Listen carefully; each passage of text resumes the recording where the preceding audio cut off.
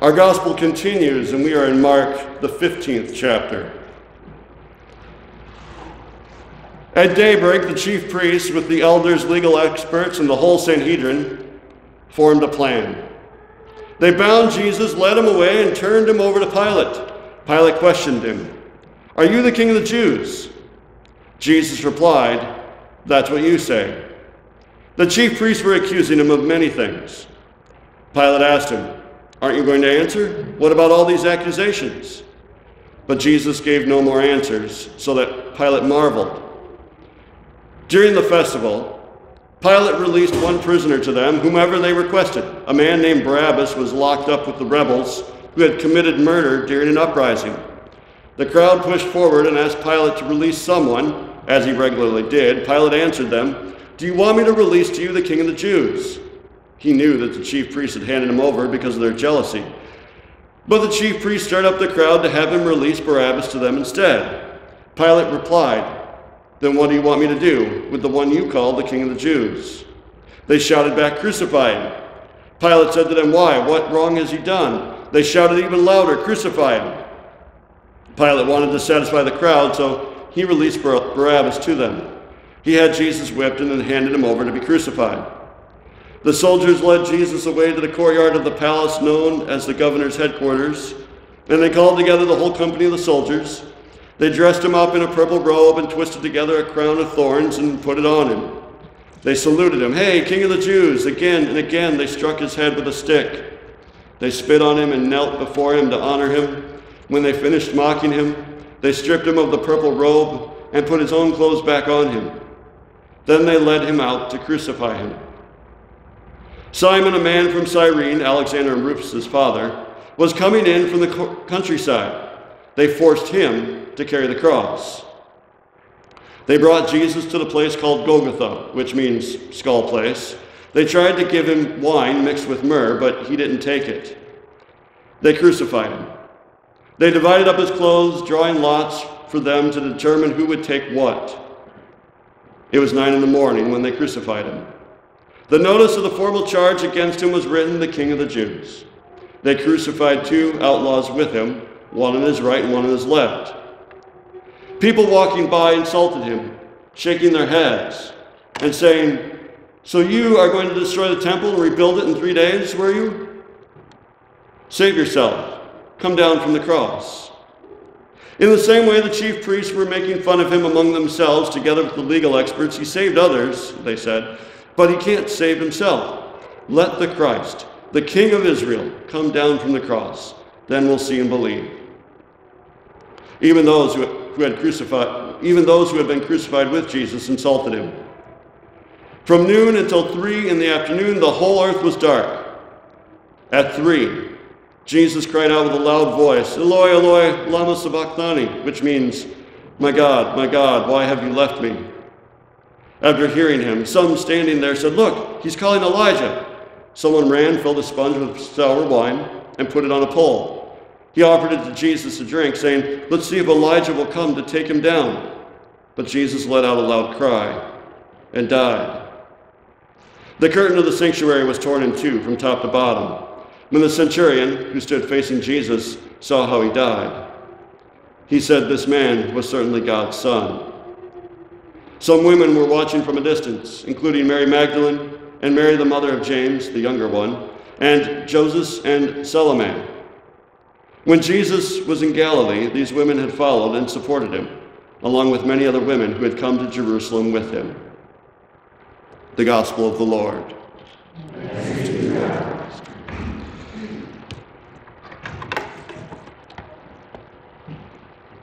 Who do people say that I am? I wonder how they would respond. You know, if you were to ask your friends, take a straw poll, sitting around the fire some lovely night, or maybe sitting in the living room, you got the whole spread of snacks there and drinks, and everybody's relaxed, and we're having fun, we're telling the stories, we're doing all the things that we do when we're with people whom we love and who love us, and there's a lull in the conversation, so you decide to take a bold step and ask, who do people say that I am? Now, if you've ever done this, I would actually love to know how it went. Talk to me after church or maybe give me a call, because I think for the majority of us, that takes an incredible amount of courage and vulnerability to ask people what other people are saying about us out in the community. It also, for some of us, takes a high level of presumption that people talk about us when we're not in the room, which is true because we all talk about everybody. When we're hanging out with our friends, we're talking about people who aren't in the room, whether we're talking about politicians or our friends or our kids or our loved ones. We've got lots of people we love to tell stories about. Some of them are really good, and some of them are not great. It would be interesting to know what people say about us. So we could ask that question if we had the courage and the vulnerability to do that, but then we could take the next step. We could even be bolder, and we could ask the next question. Who do you say that I am? Be interested to know what our friends, our family, what are the words that they use to describe us? And would they be willing to use those words directly to us? Would we be safe to feel like we aren't going to be torn down? Or are we going to feel strong in hearing wonderful accolades or strong, powerful words coming from our friends? How would we receive these words? The reality is, the majority of us here, maybe nobody here would be able to do that. Because it does take courage. It does take a strong level of vulnerability. And so we may not be able to do it, but we know Jesus will. We're in chapter 15, but if we go back to chapter 8, these are the questions that Jesus asked his disciples. We don't know the exact relationship that he had with his disciples. In the Gospel of Mark, they're not exactly friends. John, that gospel, will say that they're friends. But in Mark, the disciples are kind of more like clumsy, foolish ducklings that Jesus has been assigned to, that he has to lead around for a bunch of chapters before he goes away. There is a point in the Gospels where the disciples stop talking to Jesus. They can't ask him any questions. They don't even feel comfortable talking to him directly. They go silent. But when Jesus asks these questions, he asks the first one, who do people say that I am? Does the straw poll around the fire, we can imagine, and they give their responses. Then he asks the second question, who do you say that I am? And Peter, we love Peter, he jumps up and says, you are Jesus the Christ. And maybe he gets a wink or a nod or a thumbs up or something from Jesus, but he also gets, you're right, sit down, keep it to yourself. Don't tell anyone. And then Jesus goes on to talk about the cross. Jesus doesn't actually say a whole lot about himself in the Gospel of Mark. In fact, Bible scholars have a fancy phrase for that. They call it the Messianic secret. Every time Jesus' identity comes up in some form, whether it's coming from the demons, who seem to know more about him than even his disciples, or it comes from someone who has just been healed by him, every single time, Jesus says, keep it to yourself. Don't tell your neighbors. Don't tell your friends. Don't run back to town and tell them what just happened to you. Keep it to yourself. There's this hush and this mystery that builds about Jesus and who he really is.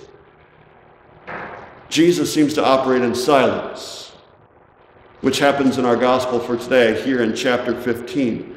Jesus has been bound up. He's been arrested by the people who have been conspiring against him for many chapters, and they finally got him. So they've got him bound up, but because they don't have any political authority or any judicial legal authority, they can't really do anything with him. They got to take him to the Roman authorities because they're the ones with the real power in that area. So they haul him there, they put him before Pilate.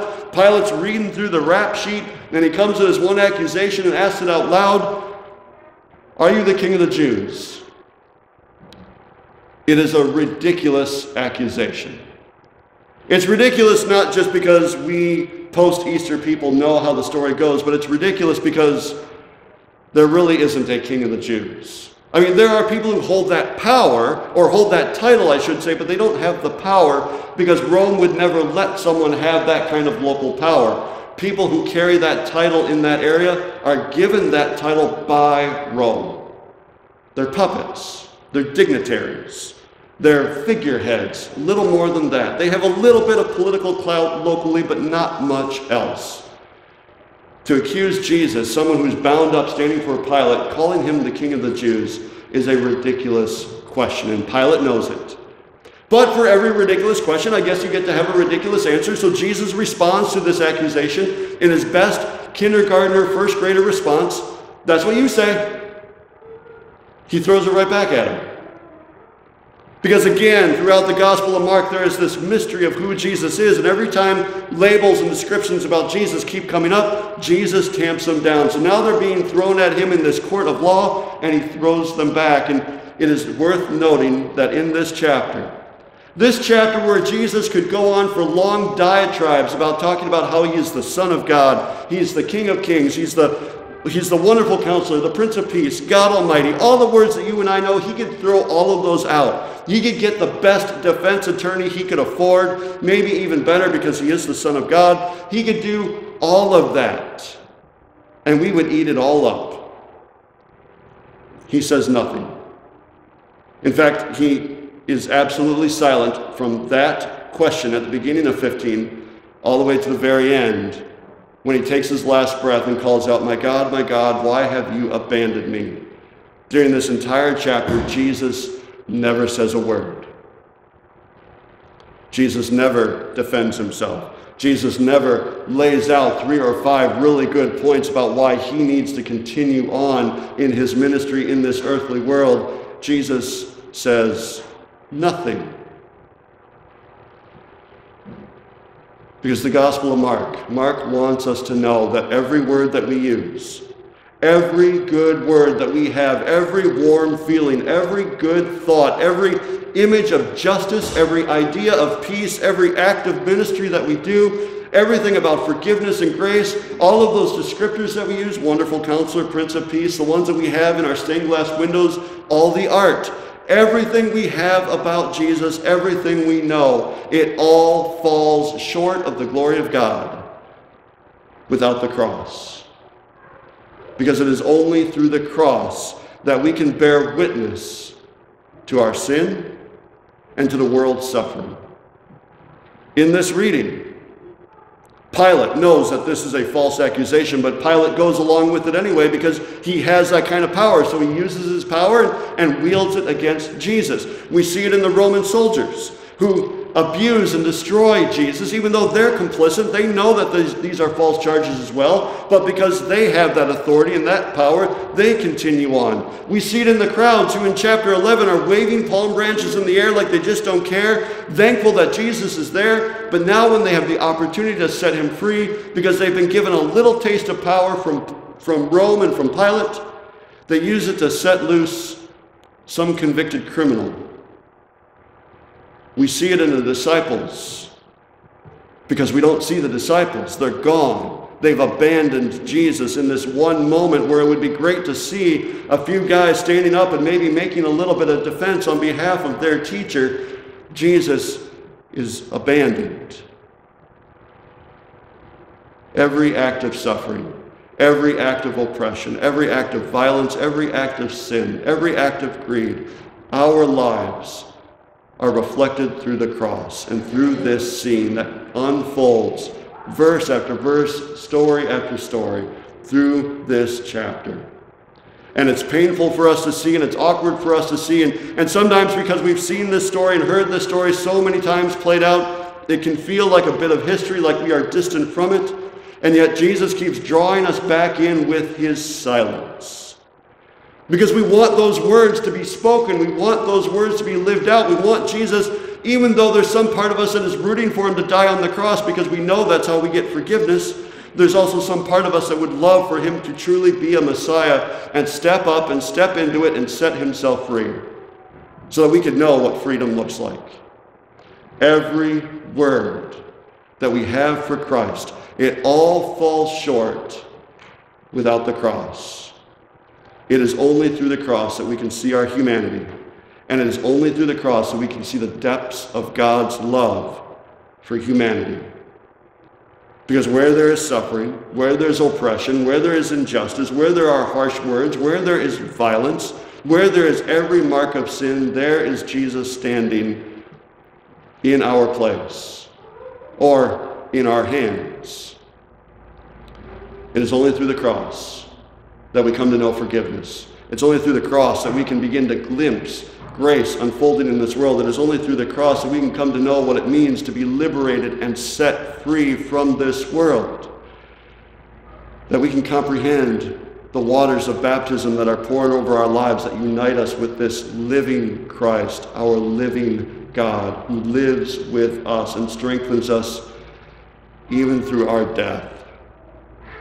Jesus has taken us to the cross. The one place where certainly we do not want to go, though there is part of us that also secretly wants to go there. But Jesus reveals to us God's love, God's compassion, that he is King of Kings, that he is Wonderful Counselor, that he is Prince of Peace, he is Lord of Lords, he is all the words. But they can only come through his death and through his resurrection, setting us free to be people of God, so that when we leave this space, we know that even if our words are going to fall short, because we're human and they will, that we are also emboldened and we are empowered by Christ, our living Christ, to speak his name, to live out grace, to reflect justice and peace to our community, our neighbors, our loved ones, who are longing for hope in the midst of suffering and sin. Amen.